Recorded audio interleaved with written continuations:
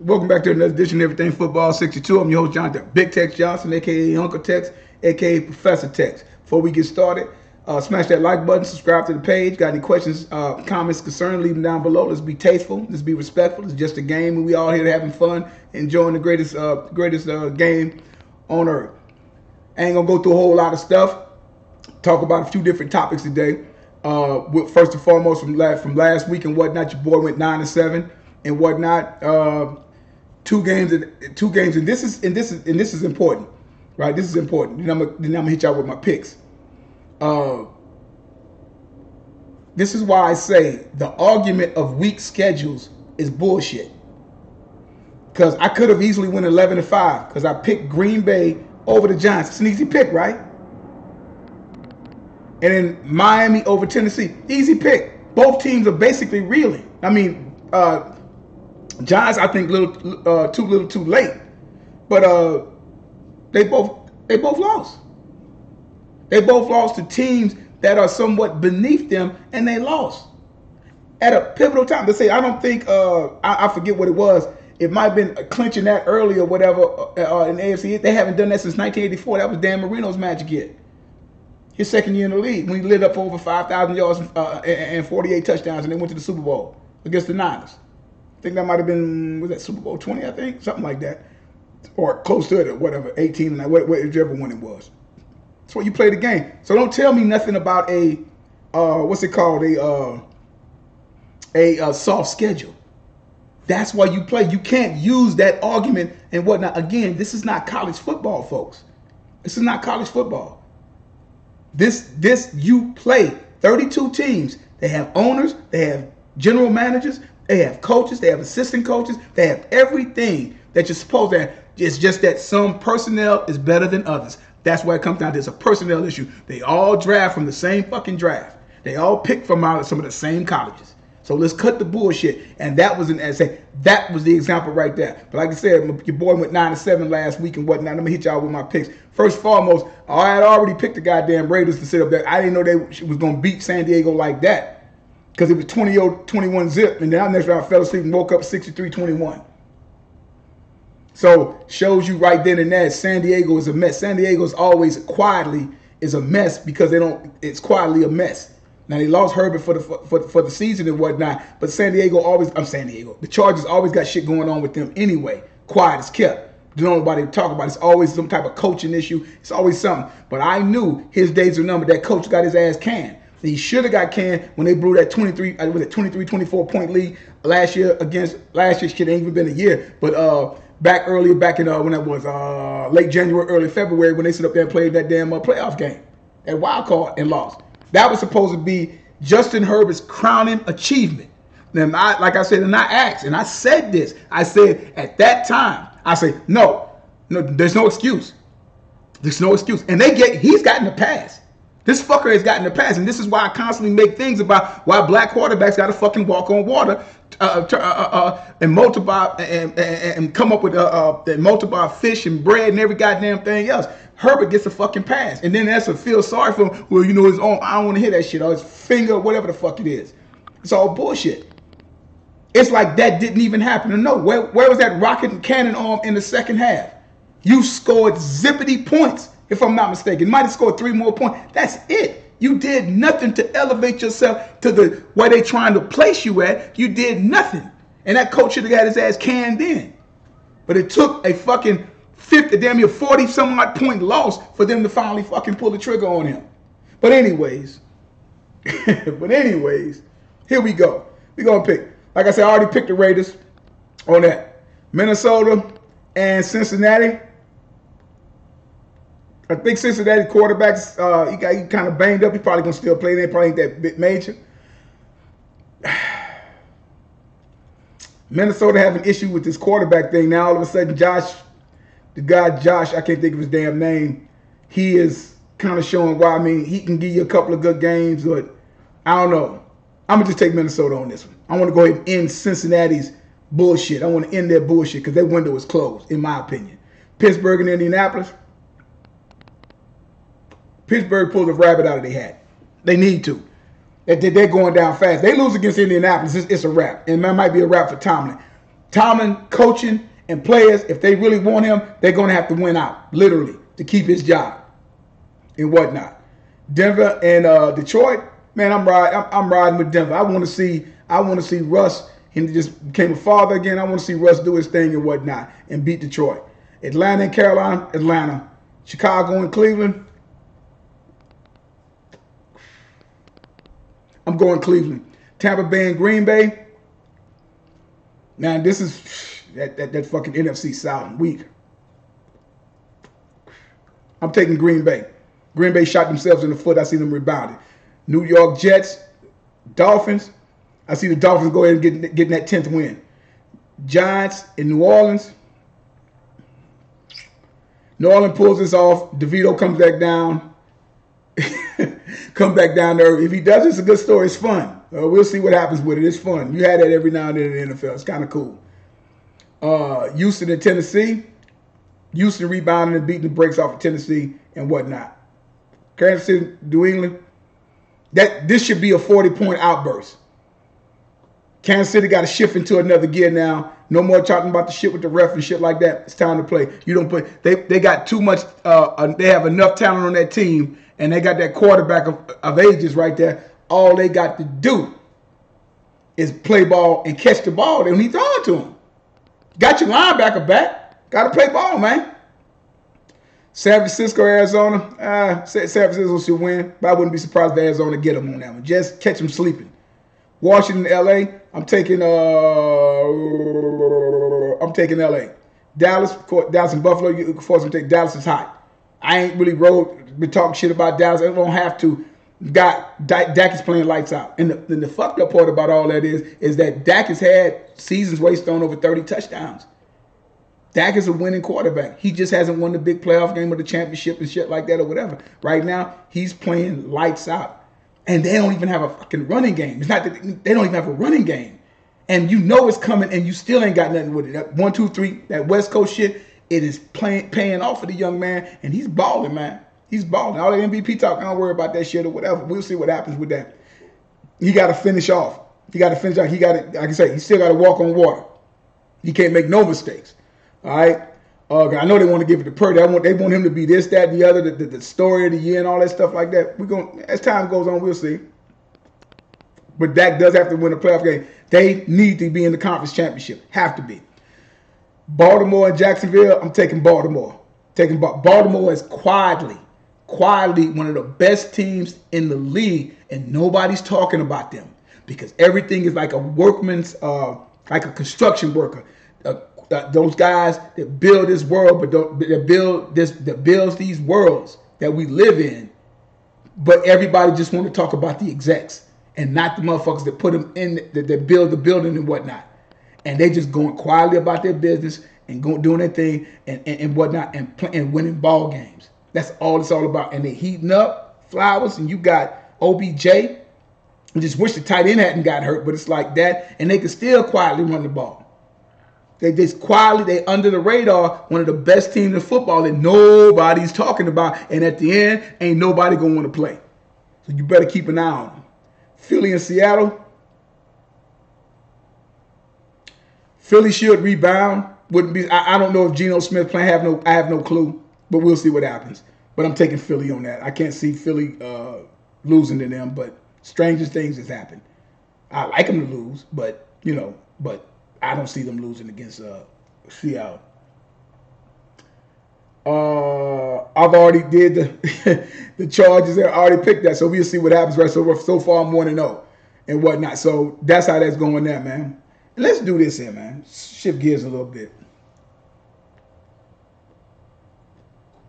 Cam Newton came out with a joint here the other day, saying things about different game managers and talked about Dak and Purdy and talked about a lot of other guys and whatnot and stuff like that. And talked about it. And he got a lot of flack from ex-players, bullshit-ass journalists and whatnot, even women journalists who don't even get me started with that. But anyway, and he's no knock him. And then he did like about a 9-minute video where he broke down and what he was saying. There's nothing wrong with that. This, that, them. My game changers. He named Aaron Rodgers. He named Patrick Mahomes. He named think it might have hollered at that boy's name, Burrow and all them other guys and stuff like that. And you guys go, oh, Cam, blah, blah, blah, blah, blah. He has a right to his opinion. He has a right to his opinion. And he's played the game. He played the game. He played in the league for 11 years. Has a right to his opinion.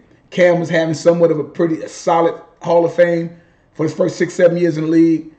And I remember I did a show a couple of years ago. He was on the trajectory. It did as much as Drew Brees did in his first 8 years, 7 to 8 years in the league.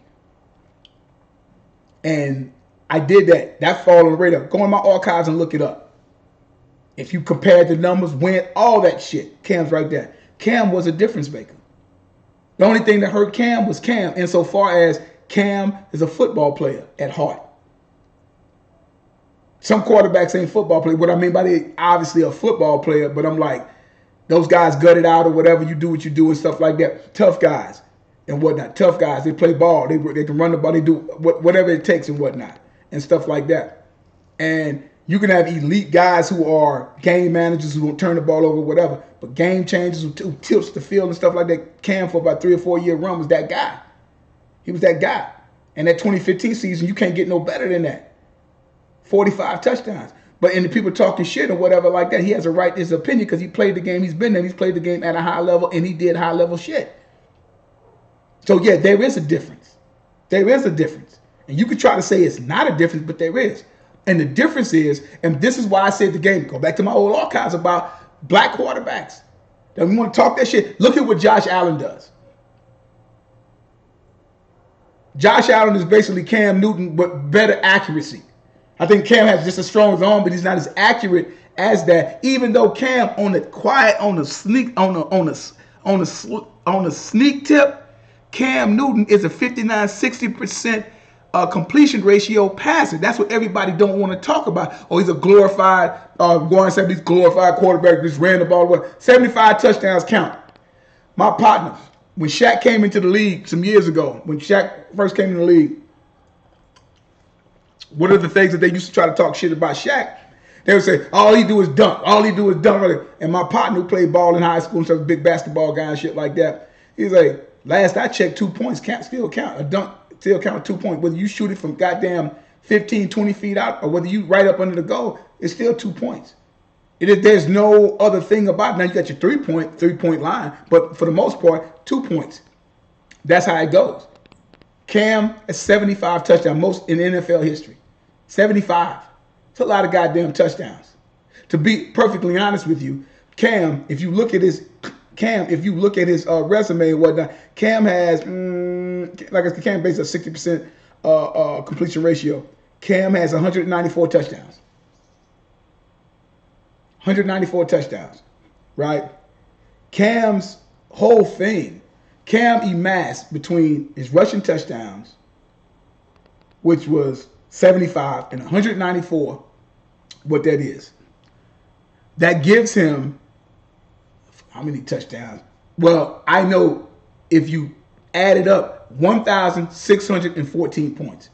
Basically, Cam gave you 24 touchdowns a year at the end of the day and whatnot. On subpar teams, where was his top tier 1 or 2 wide receiver? He had Smitty when Smitty was on the goddamn tail end of his career.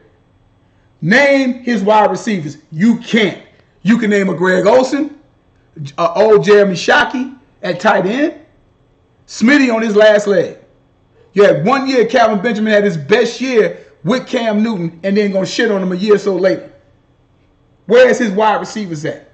Any tier wide receivers. I see quarterbacks coming. Joe Burrow got handed the fucking keys to a Ferrari in a fucking mansion. He played with Jamar Chase in college and then gets him in the first round. They get him in the first round, they're playing together. Higgins. Nice core wide receivers. Some of these quarterbacks are blessed with that. Look who Brock Purdy's coming with. Put Cam Newton. I just wanted to, at one time, I wanted to see in Cam's career, and I think it was a curse because of his dynamics of how he played the game. It was a curse where he never had serious wide receivers, a lot of weapons on his damn team. And that year, 2015, again, who's his wide receivers? And he amassed 45 fucking touchdowns. You want to talk shit. But 45 touchdowns for a quarterback. Oh man. Yeah. Okay. He threw what, 35 touchdowns and threw and rushed for 10 and rushed for damn near 700 yards?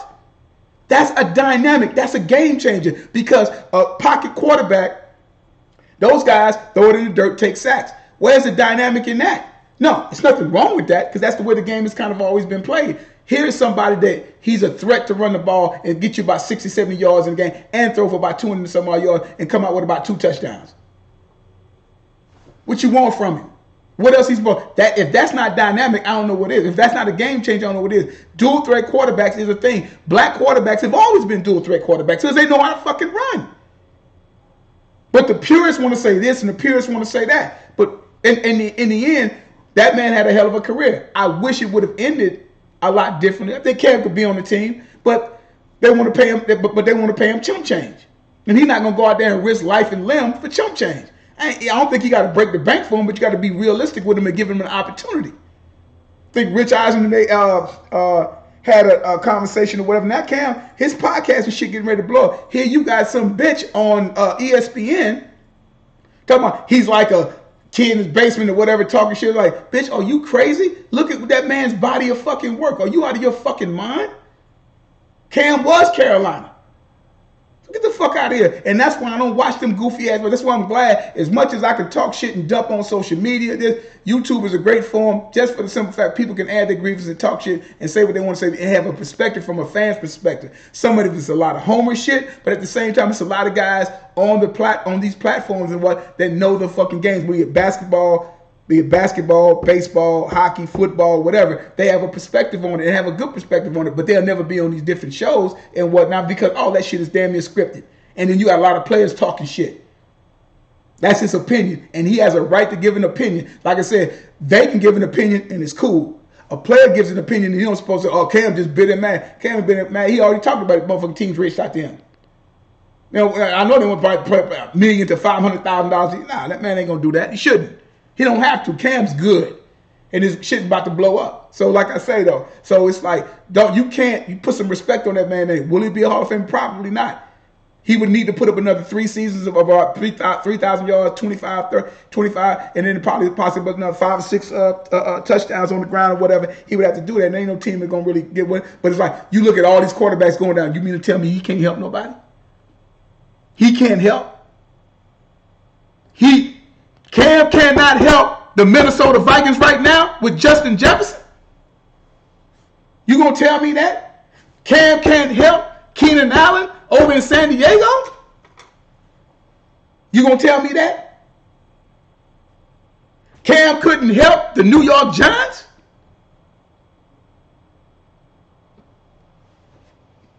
Cam couldn't help the Cincinnati Bengals? Get the fuck out of here with that shit, man. With the weapons he got and his ability to still run the ball? Come on, man. It's all bullshit. He can't help. Yeah, well, we know what that's all about. But see, that's my take on the shit. So let's just cut the bullshit, man. Let's cut the bullshit. Let's cut it all out. So yeah, that man has a right to his opinion, say what he said. I talk about Dak or whatever. That's his opinion. That's how he's looking at it. He's saying them guys are bad quarterback. He's just saying they're game managers. They don't play the thing dynamic the way he played it. And you can win either way. See, that's the thing. Winning the way that he won when he was on his run, when he's in his prime, they don't want you to win that way. But Russell Wilson ran it because I was always saying, well, you can't win with a running quarterback. Why not? Russell Wilson, look at what Russell Wilson did. People want to act like, man, fuck that. Let's do this, man. We're going to just do this right now since it's got me ranting on this mug. Man, we do this. Russell Wilson, first ballot Hall of Fame, 9-time Pro Bowler, 1-time Super Bowl champ. Now, you look at his record, his body of work, he's 115 and 70. This man has thrown for 331 touchdowns. Right? 331 touchdowns. Now you look, he came 2 years after Cam. You look at his rushing total.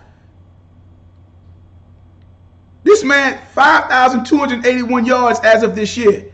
489, 539, 849, 553, 250, 259, 586, 376, 34, 513 in 2020. He's at 315 now. With 2 touchdowns. One year we did 849 back in 2014. He had 6 touchdowns. That's a dual threat quarterback. You look at what Lamar Jackson is doing. Don't tell me it can't be done. It's been done. And that could have been the NFL for years, but they never wanted it to be done. But you want to throw dirt on this man and talk mess about him. And he's mad and jealous.